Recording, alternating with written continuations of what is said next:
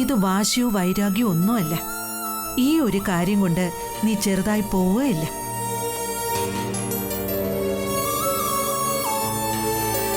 ഇനി സുധിയുടെ മുമ്പിൽ തോറ്റുപോവോ മുട്ടുമടക്കേണ്ടി വരുമോ എന്നൊക്കെയുള്ള സങ്കടമാണെങ്കിൽ അത് നല്ലതിനല്ല മോളെ.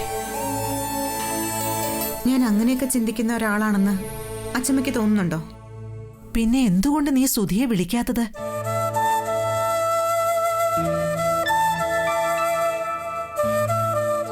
എല്ലാം ക്ഷമിച്ച് സുധിയുടെ മുന്നിൽ സ്നേഹത്തോടെ നിൽക്കണമെന്ന് അച്ഛമ്മ മോളോട് പറഞ്ഞിട്ടുള്ളതല്ലേ? എന്റെ സ്നേഹം അത് സുധിക്ക് വേണ്ടാഞ്ഞിട്ടല്ലേ അച്ഛമ്മ? അതൊക്കെ നിന്റെ തോന്നലാ മോളെ. മോളൊന്ന് അവനെ വിളിക്ക്. വിളിച്ചാലും എടുക്കില്ല അച്ഛമ്മേ. എന്ന് നീയാണോ തീരുമാനിക്കുന്നത്? എനിക്കറിയാം, അത്രയ്ക്ക് വെറുപ്പ എന്നോട് സുധിക്ക്.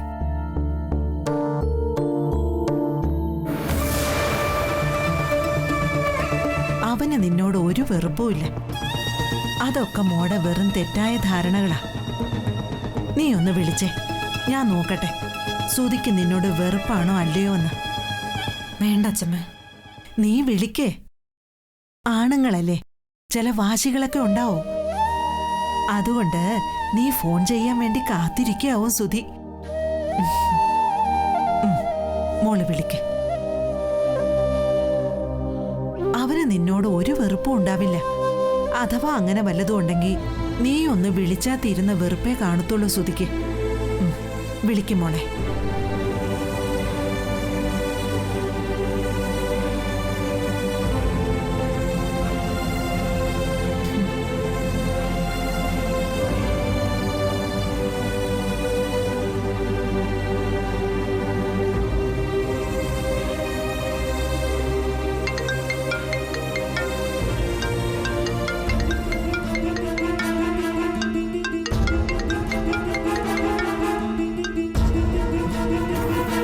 ബെല്ലടിക്കുന്നുണ്ടോ മോളെ?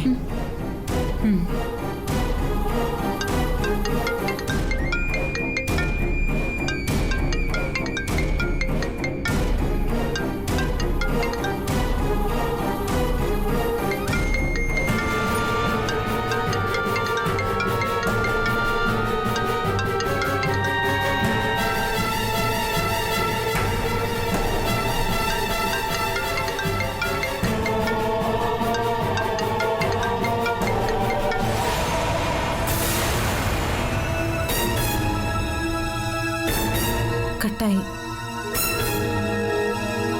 അവൻ വല്ല വണ്ടി ഓടിച്ചോണ്ടിരിക്കുകയായിരിക്കും, അല്ലെങ്കിൽ മറ്റെന്തെങ്കിലും തിരക്കിലാവും. മോള് വിഷമിക്കണ്ട, കുറച്ച് കഴിയുമ്പോ അവൻ തിരിച്ചു വിളിക്കും. കുറച്ചു കഴിഞ്ഞ് തിരിച്ചു വിളിക്കും. സുധി തിരക്കിലാണ്.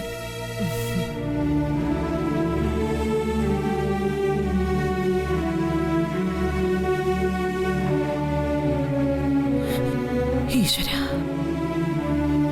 എന്റെ കുട്ടികളെ കാത്തോളണേ ഭഗവാനെ.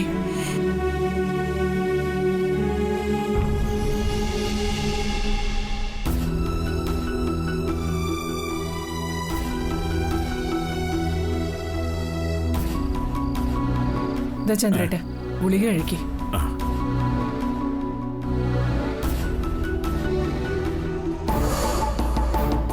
അച്ഛന്റെ ആരോഗ്യകാര്യങ്ങളും മുടങ്ങാതെ ചെയ്യാറുണ്ടായിരുന്ന മരുമകളിപ്പോ എവിടെ പോയി?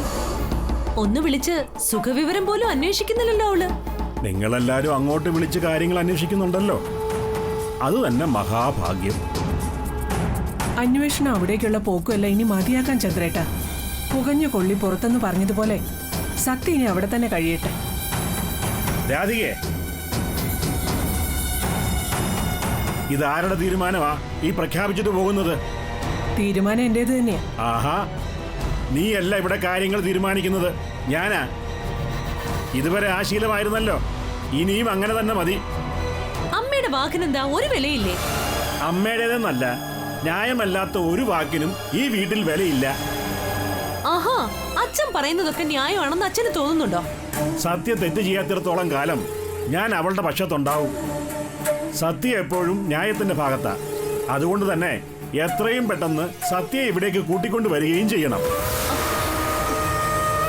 സുധിയോട് കൂടി അന്വേഷിച്ചിട്ട് മതി തീരുമാനങ്ങൾ എടുക്കുന്നത്. ദേ, സത്യയെ ഇവിടേക്ക് കൂട്ടിക്കൊണ്ട് വരുന്ന കാര്യത്തിൽ എനിക്ക് ആരുടെയും സമ്മതത്തിന്റെ ആവശ്യമില്ല. അവളെ ഭാര്യയായി കൂടെ നിർത്തണമോ എന്ന കാര്യം മാത്രം സുധി തീരുമാനിച്ചാ മതി. അവൻ ദിവ്യ ഇവിടേക്ക് കൂട്ടിക്കൊണ്ടു വന്നാലോ? അന്ന് സുധി മാത്രമായിരിക്കില്ല, അവൻ ഓശാന പാടുന്നവരും ഈ വീട്ടിൽ നിന്നും പുറത്തായിരിക്കും.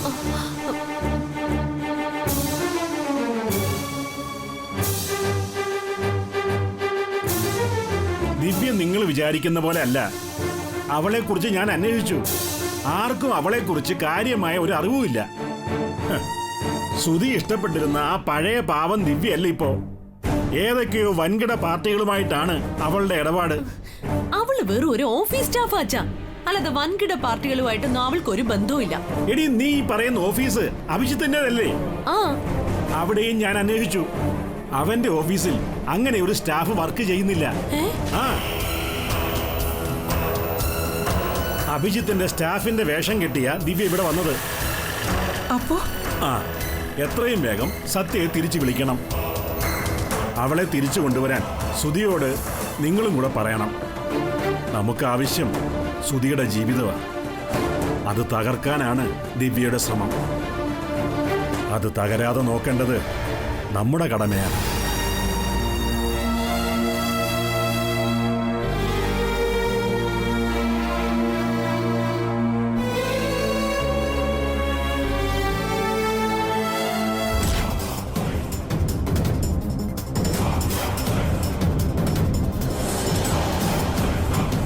അത് തകരണം. അതാണ് സുജിതയുടെ ആവശ്യം. അതുകൊണ്ട് തന്നെ എന്ത് വില കൊടുത്തും ഞാൻ ദിവ്യയ്ക്കൊപ്പം തന്നെ നിൽക്കും. നോക്കിക്കോ.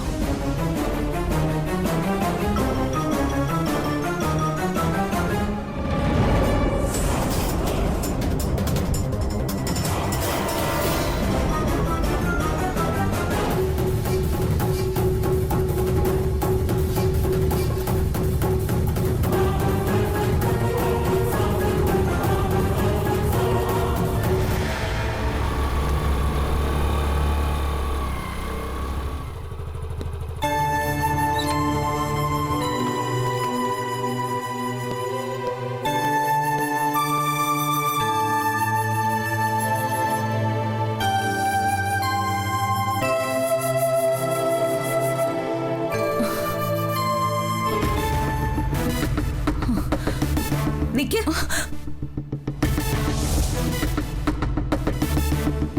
എത്ര പറഞ്ഞാലും മനസ്സിലാവില്ല അല്ലേ? എന്തിനിങ്ങനെ കണ്ണു തെറ്റുമ്പോ മുറി നിറങ്ങി നടക്കുന്നേ? അവിടെ ഇരുന്നിട്ട് മടുത്തു മോളെ. ഒന്ന് ശുദ്ധവായു ശ്വസിക്കാന്ന് കരുതി. പിന്നെ രാത്രിയൊക്കെ ഇപ്പോഴും തലവേദനയും ചുമയൊക്കെ ഉണ്ടല്ലോ. ഞാൻ പോയി കിടന്നോളാം, പോരെ?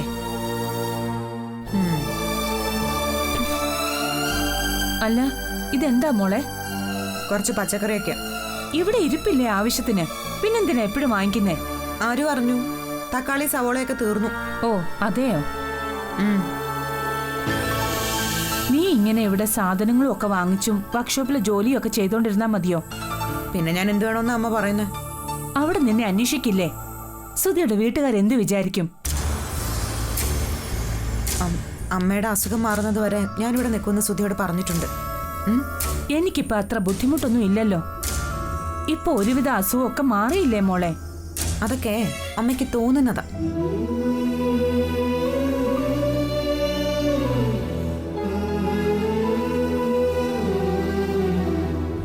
നിന്നെ ഇങ്ങനെ കാണുന്നതാ എനിക്കിപ്പോ ബുദ്ധിമുട്ട്. അതെന്താ അമ്മേ? ഞാനിവിടെ നിൽക്കുന്നത് ഇഷ്ടാവുന്നില്ലേ? അങ്ങനെ ഞാൻ പറയുവോ? നീ കൂടെ ഉള്ളപ്പോ എല്ലാത്തിനും എനിക്കൊരു ധൈര്യമാ.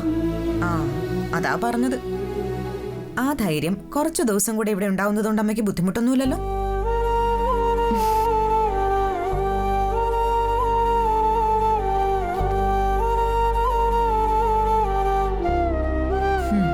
ദേ, പോയി മുറി കിടന്ന് ഉറങ്ങ്. കഞ്ഞി കുടിക്കാറാവുമ്പോ ഞാൻ വിളിച്ചോളാം. ഓക്കെ? എന്നെ എന്റെ ജീവിതത്തെയും കുറിച്ച് ആലോചിച്ച് ഇപ്പോഴുള്ള ജീവന് കേടൊന്നും വരുത്തണ്ട.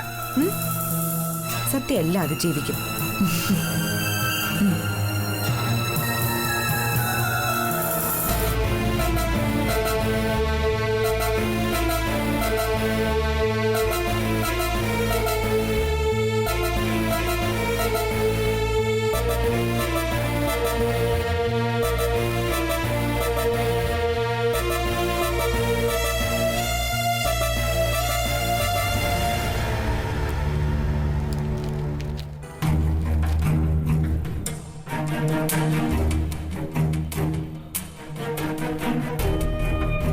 അമ്മേ ഞാൻ ഇറങ്ങാം. മോന് ചായ വേണ്ടേ?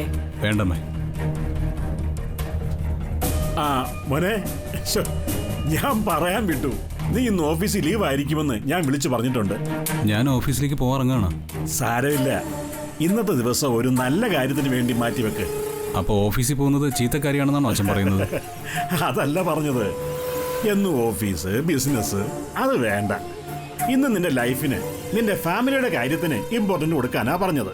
അച്ഛാ ഇന്ന് സൈറ്റിൽ പോകാനുള്ളതാ. അവിടെ ഞാൻ പൊയ്ക്കോളാം. നീ സത്യയുടെ വീട്ടിലേക്ക് ചെല്ലേ. അച്ഛന് വേറൊന്നും പറയാനില്ലേ? ഏ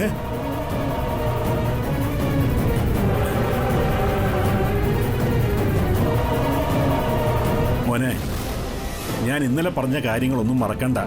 സത്യയുടെ അമ്മയെ നല്ലൊരു ഡോക്ടറെ കൊണ്ടുപോയി കാണിക്കണം. പറ്റിയാ തിരിച്ചു വരുമ്പോ സത്യയും കൂട്ടിക്കൊണ്ട് വരണം. അവിടെ സത്യയുടെ മുന്നിൽ താഴ്ന്നു പോകുമെന്നുള്ള ഈഗോ ഒന്നും വേണ്ട. ഇത്തരം താഴ്ന്നു കൊടുക്കലൊക്കെ ദാമ്പത്യ ജീവിതത്തിൽ സാധാരണമാണ്. അച്ഛാ ഓ, ചോദിക്കാൻ മറന്നു. നീ ഇന്നലെ ആലോചിക്കാമെന്നും പറഞ്ഞു പോയതാണല്ലോ അല്ലേ? ആലോചിച്ചിട്ട് എന്ത് തീരുമാനിച്ചെന്ന് ചോദിക്കാൻ മറന്നു. നിന്റെ തീരുമാനം എന്തു തന്നെ ആയിരുന്നാലും നീ ഇന്ന് സത്യയുടെ വീട്ടിൽ പോയേ പറ്റൂ. അതാണ് എന്റെ തീരുമാനം. അതെന്റെ തീരുമാനം മാത്രമല്ല, അച്ഛന്റെ പ്രസ്റ്റീജിന്റെ പ്രശ്നം കൂടിയാ. സോറി അച്ഛാ, എനിക്ക് പറ്റില്ല.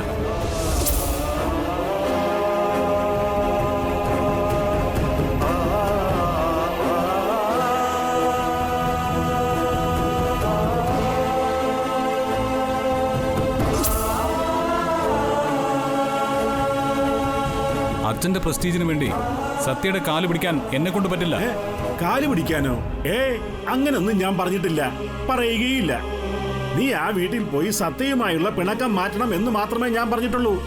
എനിക്ക് പറ്റില്ലെന്നാ പറഞ്ഞത്.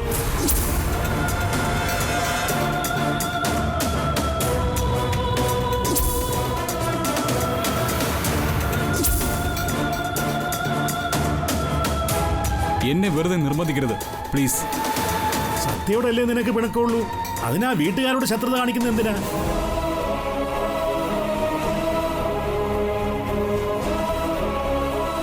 അവളുടെ അമ്മയ്ക്കും അച്ഛമ്മയ്ക്കും നിന്നെ വലിയ ഇഷ്ടമാണ്.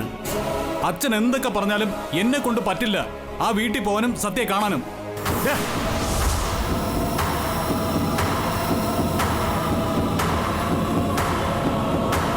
നീ ഇന്ന് സത്യയുടെ വീട്ടിൽ പോയിട്ടില്ലെങ്കിൽ പിന്നെ ഈ വീട്ടിലേക്കും തിരിച്ചു വരണമെന്നില്ല. ചന്ദ്രേട്ടാ, ഇത് അച്ഛന്റെ അപേക്ഷയല്ല, താക്കീതാണ്. എന്തൊക്കെ ചന്ദ്രേട്ടാ നിങ്ങൾ ഈ പറയുന്നത്? അയ്യോ മോനെ, നിന്നോട് അകത്തേക്ക് പോകാനാ പറഞ്ഞത്. ചന്ദ്രേട്ടാ നമ്മുടെ മോൻ. എന്നെ അനുസരിച്ചിട്ടില്ലെങ്കിൽ അങ്ങനെ ഒരു മകൻ എനിക്കില്ലെന്ന് ഞാൻ അങ്ങ് തീരുമാനിക്കും. അത് മകനായാലും മകളായാലും.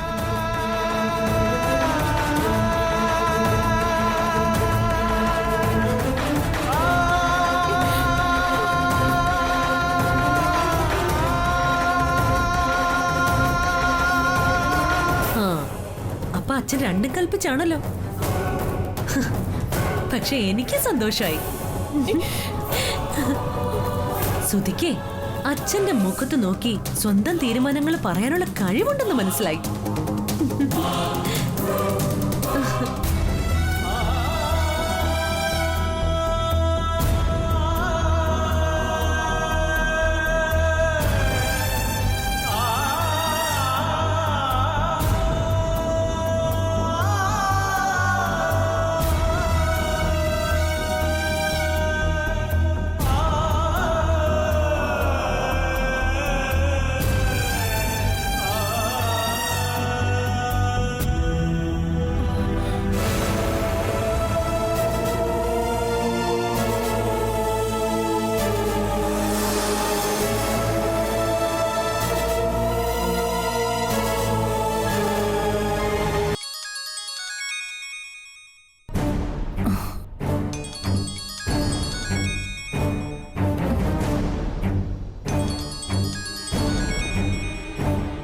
എന്താ മോളെ നീ ഫോൺ എടുക്കാത്തത്?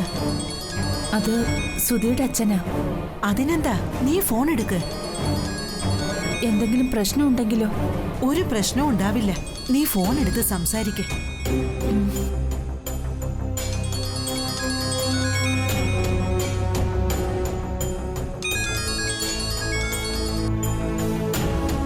ഹലോ. ആ, ഫോൺ എടുക്കാൻ വൈകിയപ്പോൾ ഞാൻ കരുതി നിങ്ങളും പിണക്കത്തിലാണെന്ന്. അയ്യോ, പിണങ്ങാനോ? ഏ ഞാൻ വെറുതെ പറഞ്ഞതാ. എവിടെ സത്യമോൾ എവിടെ? അവള് വർക്ക്ഷോപ്പിൽ പോയിരിക്ക. ആ, അത് പറയാൻ എന്തിനാ മടിക്കുന്നത്? അഭിമാനത്തോടെ പറയേണ്ട കാര്യമല്ലേ അത്. അസുഖം എങ്ങനെയുണ്ട്? ആ, ഭേദമുണ്ട്. അതിങ്ങനെ വെച്ച് വൈകിപ്പിക്കരുത്. നല്ലൊരു ഡോക്ടറെ കാണിക്കണം. ഡോക്ടറെ കാണിക്കുന്നുണ്ട്. കുറച്ചധികം തിരക്കുള്ളത് കൊണ്ടാ. 2 ദിവസം കഴിഞ്ഞ് ഞങ്ങൾ അങ്ങോട്ട് വരാം. അയ്യോ, അങ്ങനെ ബുദ്ധിമുട്ട് വരാൻ മാത്രം ഒന്നുമില്ല. ഒന്ന് അവിടം വരെ വരുന്നതിൽ ഞങ്ങൾക്കൊരു ബുദ്ധിമുട്ടുമില്ല. സൗകര്യം പോലെ ചെയ്തോളൂ. സുധി അവിടെ ഉണ്ടോ? ആ, അത് പറയാനും കൂടിയാ ഞാൻ വിളിച്ചത്. സുധി ഇന്ന് അവിടേക്ക് വരുന്നുണ്ട്.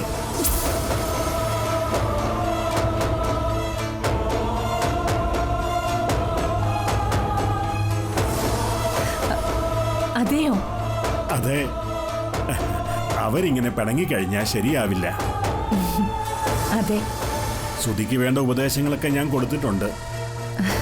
സത്യോട് ഞാൻ പറയാം, സുധിയോട് പിണക്കമൊന്നും കാണിക്കരുതെന്ന്. അതെ, അങ്ങനെ തന്നെയാണ് വേണ്ടത്. സുധി എപ്പോഴാ വരുന്നത്? ഏതായാലും ഓഫീസ് ടൈം കഴിഞ്ഞിട്ടേ വരത്തുള്ളൂ. ഉം, സത്യയോട് ഞാൻ അന്വേഷിച്ചതായിട്ട് പറയണേ. പറയാം. ശരി എന്നാല്. അമ്മേ, സുധി ഇങ്ങോട്ട് വരുന്നുണ്ടെന്ന്. ഓവോ, അപ്പൊ അവന് സത്യയോടുള്ള പിണക്കമൊക്കെ മാറിയിട്ടുണ്ടാവും. സുധിയുടെ അച്ഛൻ അവനെ നല്ലതുപോലെ ഉപദേശിച്ചെന്നാ പറഞ്ഞത്. സുധിയും സത്യ അകന്നു കഴിയുന്നതില് അദ്ദേഹത്തിനാ ഏറ്റവും വിഷമം. സുധി ഇവിടെ വന്നാൽ ചിലപ്പോ സത്യയുടെ വിഷമം മാറുമായിരിക്കും. സുധിയുടെ അച്ഛൻ ഉപദേശിച്ചൊന്നല്ലേ പറഞ്ഞത്? അപ്പൊ സുധിയുടെ വരവ് തന്നെ അവര് തമ്മിലുള്ള പിണക്കം മാറ്റാനുള്ളതായിരിക്കും. ദേ, അമ്മ തന്നെ ഒന്ന് സത്യോട് പറഞ്ഞേക്കണം, സുധി വന്നാൽ സ്നേഹത്തോടെ വേണം അവനോട് പെരുമാറാനെന്ന്. അതിനെക്കുറിച്ച് ഓർത്തൊന്നും നീ വിഷമിക്കണ്ട. ആ കാര്യമെല്ലാം സത്യയെ പറഞ്ഞ് ഞാൻ മനസ്സിലാക്കിക്കോളാം.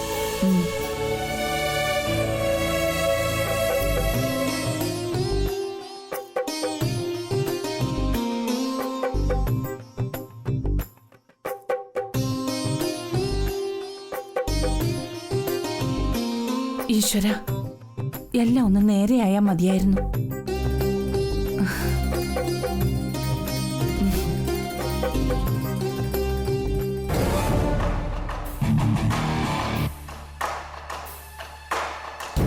പറയ്, എന്ത് ധൈര്യത്തിലാ അച്ഛൻ സുധി വരുന്നുണ്ടെന്ന് അവരോട് വിളിച്ചു പറഞ്ഞത്?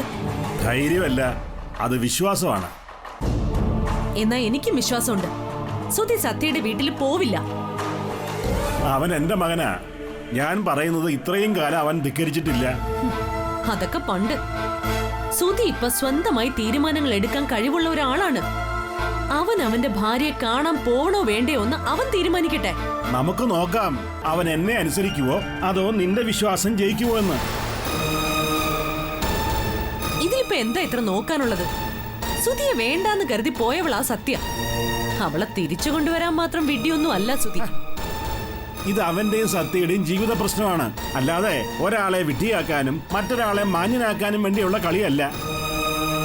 സുധി ഇന്ന് സത്യയുടെ വീട്ടിൽ പോയിട്ടില്ലെങ്കിൽ അവനെ പിന്നെ മണിമംഗലത്തേക്ക് കയറ്റില്ല എന്ന് അച്ഛൻ പറഞ്ഞത് സുധി മറക്കൊന്നുമില്ല. അത് മറക്കാൻ വേണ്ടി പറഞ്ഞതല്ല, എന്റെ തീരുമാനമാണ്. എന്നിട്ട് സുധി എവിടെ പോവും? ഇവിടേക്കല്ലാതെ സുധി വേറെ എവിടേക്കാ പോകേണ്ടത്? ആ കാര്യം അവന് തീരുമാനിക്കാം. അവനെ അച്ഛൻ കൊലയ്ക്ക് കൊടുക്കും. ആ കോളനി പെണ്ണിന് വേണ്ടി മകനെ ബലി കൊടുത്തവനെന്ന ആളുകൾ വിളിക്കും. ആളുകൾ എന്ത് വേണമെങ്കിലും വിളിക്കട്ടെ. അവന്റെ ജീവിതം അച്ഛൻ നശിപ്പിച്ചു. ഇനി ജീവനും കൂടി ഇല്ലാതാക്കിയാലേ അടങ്ങൂന്നാണോ? സുധി എന്നെ ധിക്കരിക്കില്ല, അതെനിക്ക് ഉറപ്പാണ്. ആ ഉറപ്പം വെച്ചോണ്ടിരുന്നോ. ഈ വീട്ടിൽ നിന്ന് ഇറങ്ങി പോകേണ്ടി വന്നാലും സത്യയുടെ വീട്ടിലേക്ക് സുധി പോവില്ല. അതെനിക്ക് ഉറപ്പാ.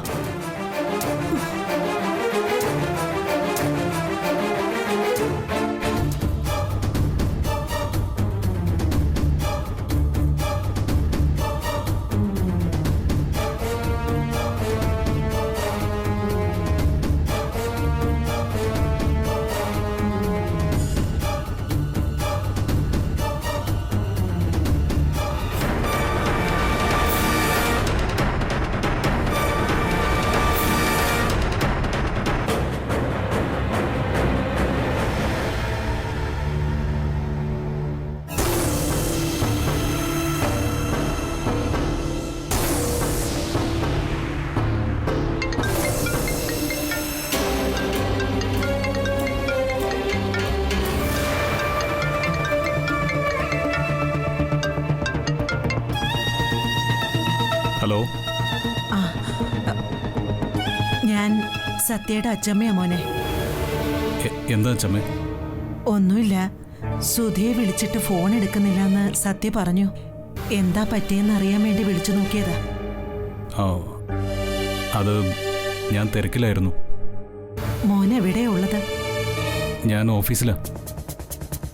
നീ ഇങ്ങോട്ട് വരുന്നില്ലേ? ഞാൻ നാളെ വരാം. സത്യക്ക് കൊടുക്കട്ടെ ഫോൺ? ആ, കൊടുത്തോളൂ. സത്യ മോളെ. എന്താ അച്ഛമ്മേ? എന്താ?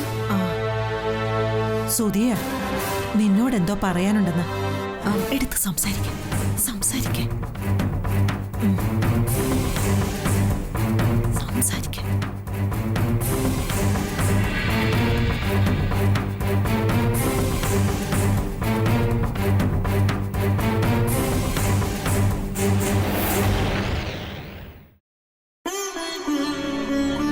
ഹലോ. ഹലോ. എന്താ സംസാരിക്കാനുള്ളത്? അമ്മയ്ക്ക് എങ്ങനെയുണ്ട്? സുഖമുണ്ട്.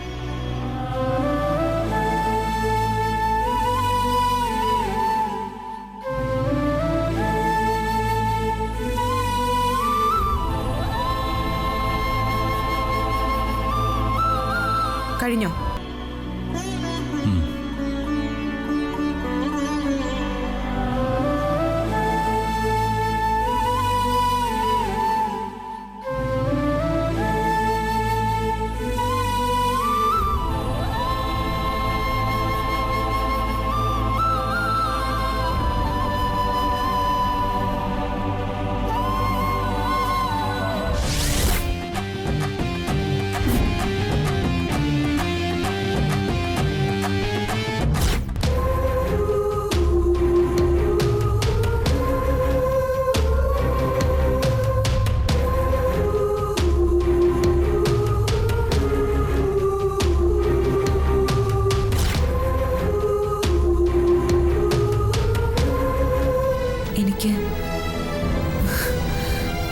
എനിക്ക് നിന്നെ ഇഷ്ടമാണ് Sudhi. I love you.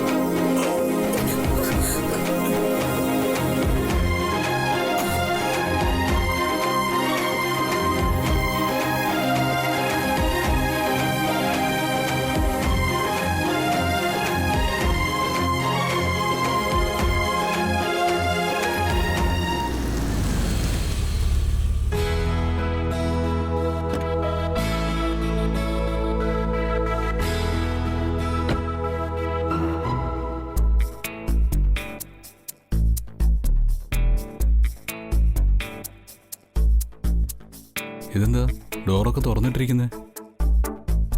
Hello സത്യ, അമ്മേ, ഇവിടെന്താ ആരും ഇല്ലേ?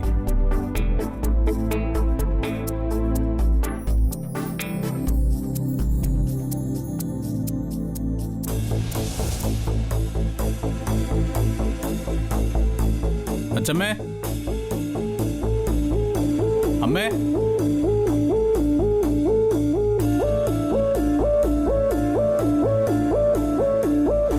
അച്ഛമ്മേ, സത്യ,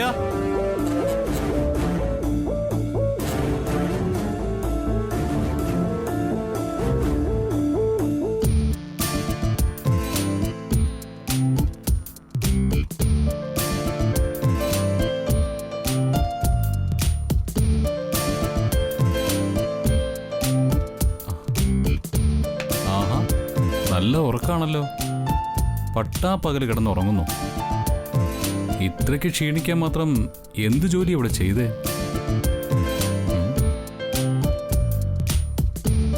ക്ലീറ്റസ് പറഞ്ഞതുപോലെ ഇവൾക്കൊരു സർപ്രൈസ് കൊടുത്താലോ? ഈ ചമ്മൽ ഒഴിവാക്കാൻ ഇതേ വഴിയുള്ളൂ.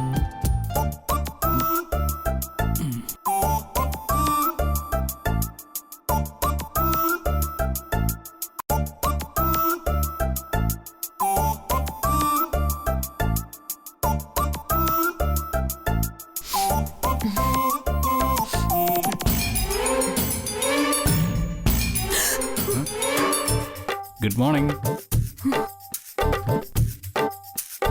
സ്വപ്ന അല്ല, ഒറിജിനലാ. സുധി എപ്പോ വന്നു? കുറേ നേരമായി. ഏയ് അത് കള്ളം. ഞാനിപ്പോ കിടന്നല്ലേ ഉള്ളൂ. എന്നാ ഇപ്പൊ ഞാൻ വന്നതേ ഉള്ളൂ. എന്തിനാ വന്നേ? എന്റെ മനസ്സ് കല്ലല്ല. ഓ, അപ്പൊ കോൺക്രീറ്റ് ആയിരിക്കും. അതെയോ? ആ അതെ.